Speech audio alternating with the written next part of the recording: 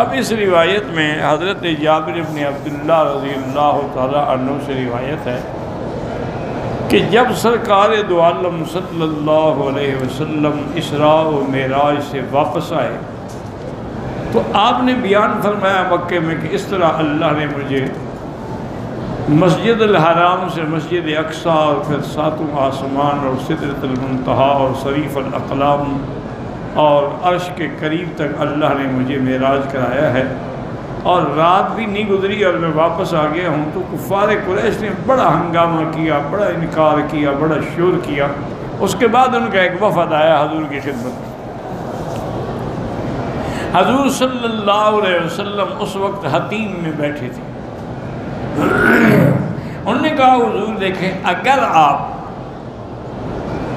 بیت المقدس میں گئے ہیں، یہ چیز عقل کے تو خلاف ہے کہ بھی آدمی ایک رات میں مسجد الحرام سے مسجد اقصیٰ ہو تو 1 مہینے کا سفر ہے، پھر آسمانوں پہ بھی جائے، پھر انبیاء کی امامت بھی کرے، پھر واپس بھی آ جائے، اور ابھی رات بھی نہ گزری ہو۔ تو اگر آپ کو اللہ نے واقعی معراج کرایا ہے تو ہم آپ سے پوچھتے ہیں اور آپ ہمیں بیت المقدس کی مسجد کی نشانیاں بتلائیں کہ صخرہ کہاں ہے، اس کا دروازہ کہاں ہے، قبلہ کہاں ہے، محراب کہاں ہے۔ حالانکہ اصولی بات یہ ہے، دیکھیں نا، اب آپ عمرے پہ تشریف لائے ہیں تو اگر واپس جائیں تو کوئی آپ سے پوچھے کہ حرم شریف کے دروازے کتنے ہیں تو آپ دروازے گننے تو نہیں آئے تھے، آپ تو عمرہ کرنے آئے تھے۔ عمرہ کر لیا، دروازوں کتنے ہیں، تھوڑے ہیں، زیادہ ہیں، بہت ہیں، کم ہیں، تو آپ کو اس سے کیا تعلق؟ لیکن دشمن تو دشمن ہوتا ہے نا۔ تو حضور پاک فرماتی ہیں کہ میں نے اپنے دل میں غم کیا تو فوراً اللہ نے میرے سامنے بیت المقدس کو کھڑا کر دیا۔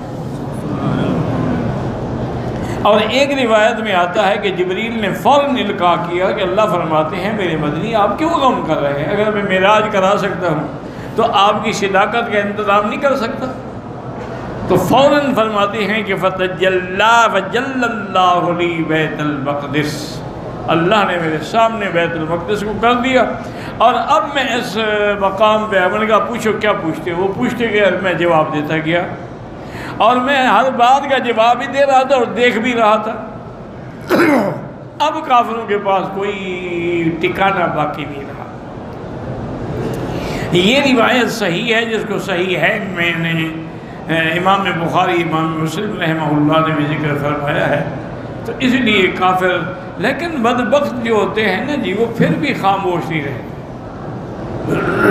اب اس میں تو وہ ذلیل ہو گئے، حضور نے ہر بات کا جواب دے دیا اور بالکل صحیح جواب دیا۔ اب انہوں نے ایک اور سوال کر دیا، مقصد ہے کہ میں نہ مانوں۔ بات تو یہ ہے نا کہ جب نہ ماننا ہو تو آدمی کہتا ہے جی میں تو نہ مانوں۔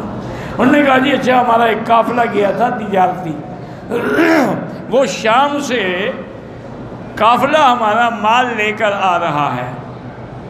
ایک تو یہ بتائیں گے آپ کو وہ قافلہ ملا تھا، آپ نے دیکھا تھا راستے میں جب آپ بھی ادھر سے گئے ہیں، اور یہ بھی بتائیں کہ وہ قافلہ ہمارا کب پہنچے گا۔ بدبختو، قافلہ تمہارا ہے، حضور کا کیا تعلق ہے وہ کب پہنچے گا؟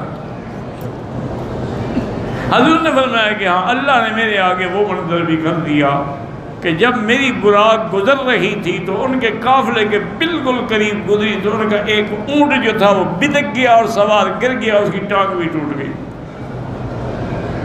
تو حضور نے فرمایا ہاں، تمہارے قافلے کو میں نے دیکھا تھا، اور اس کا ایک اونٹ جو ہے میرے براق کی رفتار کو دیکھ کے بدکا تھا، اور تمہارا جو سوار تھا وہ بھی گر گیا، اس کی ٹانگ بھی ٹوٹی تھی، وہ ابھی قیدو لنگڑا بھی آ جائے گا تمہارے پاس، پھر تم تصدیق کر دینا۔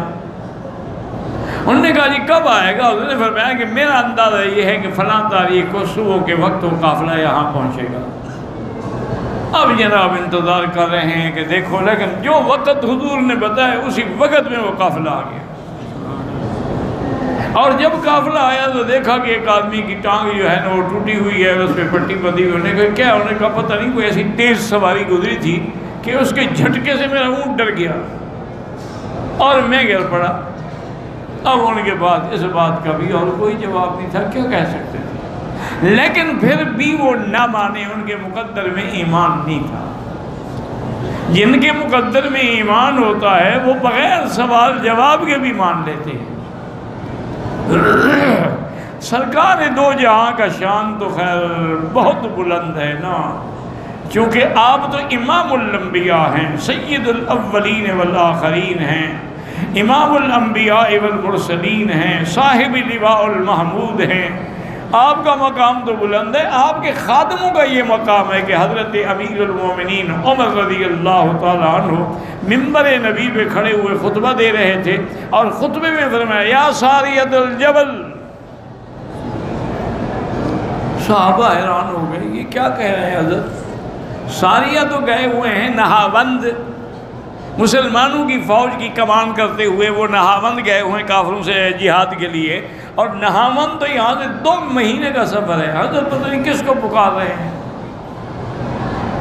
بہرحال جب جمعہ ہو گیا تو صحابہ نے عرض کیا کہ امیر المومنین یہ آپ کیا فرمائے؟ فرمایا کہ اللہ نے میری آنکھوں کے سامنے وہ سارا منظر کھول دیا، میں نے دیکھا کہ صحابہ شکست کھا رہے ہیں، تو میں نے یہاں سے کھڑے ہو کے کاشن دیا ساریہ کمانڈر کو کہ تم پہاڑ کو پشت میں رکھو اور پھر حملہ کرو۔ تو میں ان کو یہاں سے کھڑے کھڑے ہدایت دے رہا تھا۔ اب کہاں مدینہ شریف اور کہاں نہاوند۔ بہرحال الحمدللہ مسلمانوں کا لشکر فتح یاب ہو کے جب واپس آیا تو صحابہ نے ساریہ سے پوچھا کہ بھی کیا پوچھا؟ انہوں نے کہا ہم تو شکست کھا رہے تھے، حضرت عمر کی آواز آئی کہ یا ساریۃ الجبل، اور ہم نے اس پہ عمل کیا تو اللہ نے ہمیں فتح عطا فرما دی۔ تو یہ تو اللہ حضور کے غلاموں پہ بھی کھول دیتے ہیں، ان کو بھی کشف ہو جاتی ہے، ان کے لیے بھی راستے کھل جاتے ہیں، ان کی آوازوں کو بھی اللہ اتنی دور تک پہنچا دیتے ہیں۔ تو اللہ کے آگے کیا مشکل ہے؟ یعنی صحابہ کہتے ہیں کہ جب حضور پاک حج پہ تشریف لے آئے حجۃ الوداع، وہی آپ کا پہلا حج ہے اور آخری حج ہے، کیونکہ آپ نے زندگی میں ایک حج کیا ہے اور 4 عمرے کیے ہیں۔ لیکن یاد رکھیں یہ بہت سارے لوگوں کے دماغ میں ایک بات ہوتی ہے کہ بھئی ایک حج کیا تو لہذا دوسرا حج بندے کو نہیں کرنا چاہیے، ان تطوع خیر نفلی حج کرے تو لاکھ کرے۔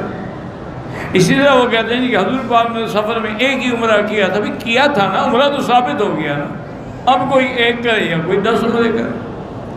تو صحابہ کہتے ہیں کہ حضور بیت جبل رحمت کے دامن میں اپنی اونٹنی قصبہ پہ کھڑے خطبہ پڑھ رہے تھے، 1 لاکھ سے بھی زیادہ کا صحابہ کا لشکر تھا ساتھ، اور مختلف جگہ پر وہ چادریں تان کے خیمے بنا کے بیٹھے ہوئے تھے، یعنی سارے عرفات میں پھیلے ہوئے تھے۔ وہ کہتے تھے ہمیں معلوم یہ ہوتا تھا کہ حضور ہمارے خیمے میں کھڑے ہوئے خطبہ دے رہے ہیں، یعنی آپ کی آواز کو اللہ نے ایسے پہنچا۔